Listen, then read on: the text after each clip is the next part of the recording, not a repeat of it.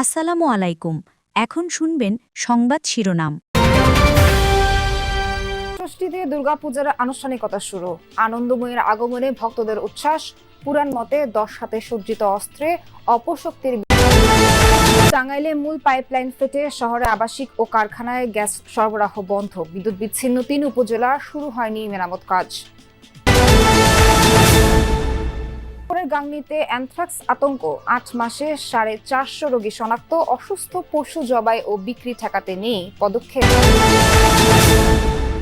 রাজশাহী সহ উত্তরের 3 জেলায় তৃতীয় দিনের মতো দূরপাল্লার বাস চলাচল বন্ধ। শেরপুরে বেহাল সড়কে ভোগান্তিতে 7 গ্রামের মানুষ। আসসালামু আলাইকুম।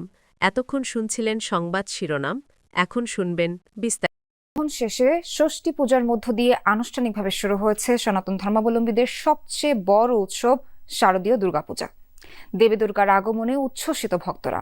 আনন্দময়ীর আগমনী গানে মুখর চারদিক। আগামীকাল মহাসপ্তমীর সকালে চক্ষুদানের মধ্য দিয়ে প্রাণ প্রতিষ্ঠা হবে ত্রিনয়নী দেবীর প্রতিমায়।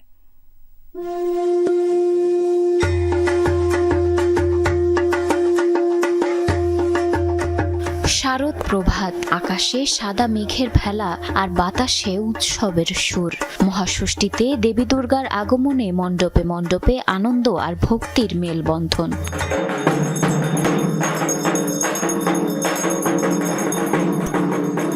ষষ্ঠী পূজার মূল আকর্ষণ মহামায়ার বোধন। মন্ত্রোচ্চারণের মধ্য দিয়ে শুরু হয় দেবীর আরাধনা। বিহিত পূজার পর দেবীর আমন্ত্রণ ও অধিবাস দিয়ে মূল দুর্গোৎসবের সূচনা হয়। সনাতন ধর্মাবলম্বীদের বিশ্বাস, অশুভ শক্তি দমন করে শুভ শক্তির জাগরণ ঘটাতে এদিন থেকেই পৃথিবীতে অবতীর্ণ হন দেবী দুর্গা। শুভ ষষ্ঠী, আজকে মায়ের বোধনের মাধ্যমে আমাদের দুর্গাপূজা শুরু হলো। কালকে ষষ্ঠী তিথি লেগেছিল, সন্ধ্যেবেলা বোধন হয়েছে। আজকে মা দুর্গার ষষ্ঠীর তিথি পুজো হয়েছে। আজকে ঢাক, ডোল, বাদ্য, উলুধ্বনি, পঞ্চ উপাচারে এই ষষ্ঠী পূজা বা বোধন করা হবে। শিশু থেকে বয়স্ক সব বয়সী মানুষের ভিড় মণ্ডপে। কেউ বাজাচ্ছে ঢাক, কেউ শঙ্খ, আবার কেউ বা প্রার্থনায় মগ্ন। ছোট্ট শিশুরা প্রসাদ হাতে নিয়ে ভিড় করছে প্রতিমার সামনে। প্রত্যেক দিনই মার কাছে চাইবো যে আমরা সবাই, সব সনাতনী এবং দেশবাসী সবাই ভালো থাকুক। গ্যাস সঞ্চালনের মূল পাইপ ফেটে যাওয়ায় 14,000 গ্রাহকের গ্যাস সরবরাহ বন্ধ রয়েছে। রোববার সকালে সদর উপজেলার শিবপুর এলাকায় ঘটনা ঘটে। টাঙ্গাইল তিতাস গ্যাস কর্তৃপক্ষ জানায়, গ্যাস সঞ্চালনের লাইনের মূল পাইপটি ফেটে যায়। এতে শহরের প্রায় 14,000 গ্রাহক ও 15টি সিএনজি স্টেশন সহ সকল কারখানায় গ্যাস সরবরাহ বন্ধ হয়ে যায়। এদিকে গ্যাস পাইপের ওপর পল্লী বিদ্যুতের খুঁটি থাকায় টাঙ্গাইল সদর, নাগরপুর ও দেলদুয়ার উপজেলার প্রায় 2 লাখ গ্রাহকের বিদ্যুৎ সরবরাহ বন্ধ। বিদ্যুৎ স্বাভাবিক করতে কাজ করছেন শ্রমিকরা। পল্লী বিদ্যুৎ সমিতির কর্মকর্তারা জানান, গ্যাস লাইনের উপর বিদ্যুৎ খুঁটি ছিল। দুর্ঘটনার পর সেটি সরানোর কাজ চলছে। গ্যাসের লাইন লিক হয়ে আমাদের খুঁটির গোড়াতে স্পার্ক করে আগুন ধরছে। আমাদের এখানে সার্কিট আছে হলো 33 কেবি লাইন। এই 33 কেবি লাইনের ঝুঁকিপূর্ণ কারণে অপসারণ করে আমরা পাশে আরেকটা নতুন খুঁটি স্থাপন করবো। উপরে থেকে আগুনের একটা লিলিহা পড়লো, পড়ার পরে তখন নিচে থেকে এরকম ভাবে পানি, ওই যে এটা দেখতেছেন, মার্কটা দেখছেন, রড, দ্বিতীয় রড, ওই পর্যন্ত স্টেপ বাই বুক করে উঠতেছে। এ বিষয়ে আরো জানাতে যুক্ত হচ্ছেন সহকর্মী শামীম আল মামুন। শামীম, আপনি এর আগের সংবাদেও জানাচ্ছিলেন যে লাইনটি যে ফেটে গেছে এবং অনেকক্ষণ হয়েছে, তারপরেও এখন পর্যন্ত মেরামত কাজ শুরু হয়নি। তা কি শুরু হয়েছে বা শুরু হওয়ার কোনো খবর কি পাওয়া গেছে কিনা?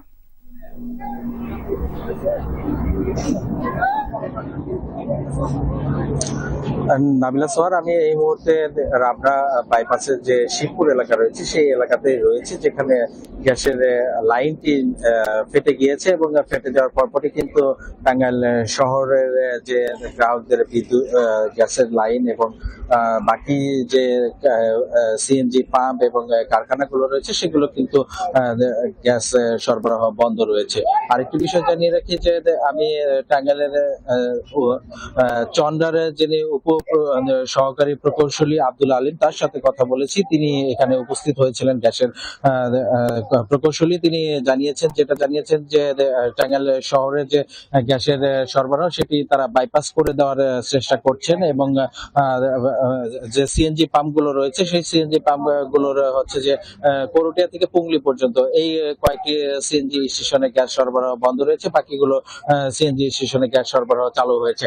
আরেকটি বিষয় জানিয়ে রাখি যে পল্লী বিদ্যুতের খুঁটির নিচে যেহেতু গ্যাসের লাইন এবং খুঁটির কাজ এখন পর্যন্ত বিদ্যুৎ অফিস থেকে পল্লী বিদ্যুতের অফিসের লোকজন চালিয়ে যাচ্ছে। তারা কিন্তু প্রায় আর 1 ঘন্টা নাগাদ তারা কাজ করতে পারলেই হয়তো বা আগামী 1 ঘন্টা পর বিদ্যুৎ অফিসের যে পল্লী বিদ্যুতের 3টি উপজেলাতে বিদ্যুৎ সরবরাহ বন্ধ রয়েছে, তারা কিন্তু গ্রাহকরা বিদ্যুৎ পেয়ে যাবে, এমনটি জানিয়েছেন পল্লী বিদ্যুতের কন্ট্রাক্টর। আরেকটি বিষয় জানিয়ে রাখি যে আজকে হয়তো বা এই গ্যাস সরবরাহ পুরোপুরি স্বাভাবিক হবে না, কালকে সকাল থেকে হয়তো বা পুরোপুরি স্বাভাবিক হবে, এমনটি জানিয়েছেন উপপ্রকৌশলী সোহাগ। শামীম জানাচ্ছিলেন পরিস্থিতি স্বাভাবিক হতে কিছুটা সময় লাগবে। ধন্যবাদ আপনাকে। মেহেরপুরের গাংনীতে উদ্বেগজনক হারে বাড়ছে অ্যানথ্রাক্স রোগীর সংখ্যা। গেল 8 মাসে শনাক্ত হয়েছে প্রায় 450 রোগী। স্থানীয়দের অভিযোগ, অসুস্থ পশুকে নিয়ে সংশ্লিষ্টদের নিয়ে কার্যকরী পদক্ষেপ আর ভ্যাকসিন কার্যক্রম সঠিকভাবে পরিচালনা না করার পেছনে জনবল সংকটকে দায়ী করছেন উপজেলা প্রাণী সম্পদ কর্মকর্তা। মেহেরপুর গাংনীর বেদবাড়িয়া গ্রামের কামরুল সালেহা দম্পতি সম্প্রতি নিজেদের পোষা ছাগল অসুস্থ হলে জবাই করেন তারা। মাংস কাটার সময় কাকতালীয়ভাবে দুজনেরই 2টি আঙুলের কিছু অংশ কেটে যায়। পরে সেই ক্ষতস্থানে তৈরি হয় ঘা। পল্লী চিকিৎসকের পরামর্শে উন্নতি না হওয়ায় যান সদর হাসপাতালে। সেখানেই জানতে পারেন অ্যানথ্রাক্সে আক্রান্তের কথা। আর একটু বুঝা নাই নাকি সাইডে 2 দিন গাছ খাইতে আসুন ব্যথা করলেন, এখন না করি। তারপরে দিন ধরেন আমি আস্তে আস্তে বাড়িতে খাওয়া দাওয়া করি, নৌকা মানে হাঁটে যায়, খাওয়ার পরে একটু কমিছে, এখন ভালোই আছি। কামরুল সালেহার মতো উপজেলার আরো কয়েকটি গ্রামে এই প্রাদুর্ভাবের খবর পাওয়া গেছে।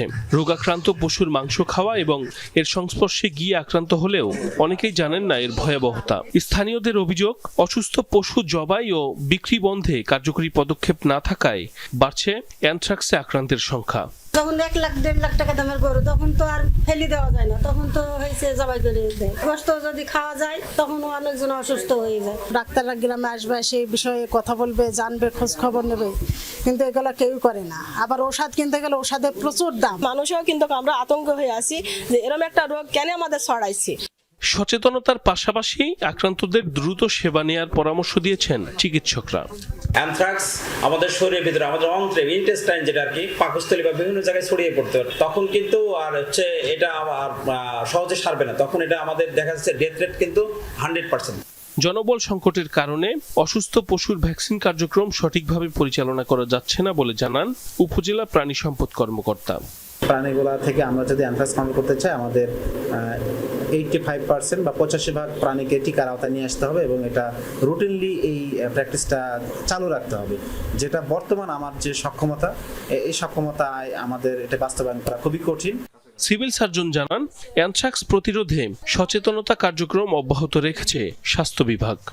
স্বাস্থ্য বিভাগের পক্ষ থেকে আমাদের স্বাস্থ্য সহকারী যারা ফিল্ড স্টাফ আছে তাদের মাধ্যমে স্বাস্থ্য শিক্ষা দেওয়া হচ্ছে, বলা হচ্ছে এই ধরনের রোগাক্রান্ত গরুর সংস্পর্শে যেন না আসে, দ্রুত যেন চিকিৎসা নেয় এবং